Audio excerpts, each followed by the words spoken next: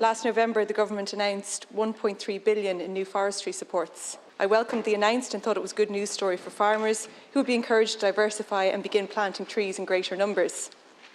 Conveniently, the government forgot to mention that large swathes of this much-needed state investment would be diverted from farmers and rural communities to international investment funds. Earlier this month, Coillte announced it had done a deal with British investment fund Gresham House. The Irish Strategic Forestry Fund will acquire tens of thousands of acres of forestry ground using a €200 million war chest, most of which is coming from the investment fund. As part of the deal, Coillte does all the work and private investors reap all of the rewards. Coillte sourced tens of thousands of acres in rural Ireland for the fund.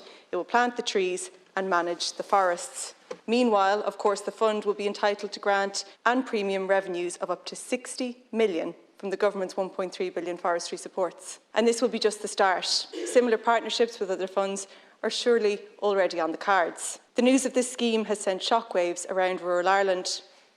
There are fears that land prices are going to shoot up as a result of this land grab by private investments. And those fears are well placed. We've seen what happened with housing costs when vulture funds entered that market. Why should the impact on agricultural land be any different? Environmental groups are also deeply concerned. The Irish Wildlife Trust has labelled this a scandal. It will be devastating for our biodiversity. Yesterday, the Taoiseach tried to distance the government from this grubby deal.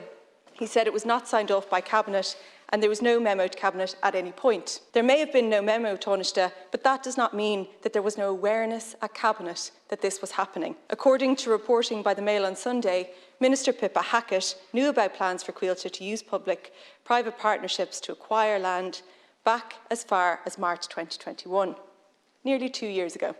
Last week, after public outrage boiled over about this deal, you said it should be reviewed and alternatives should be explored.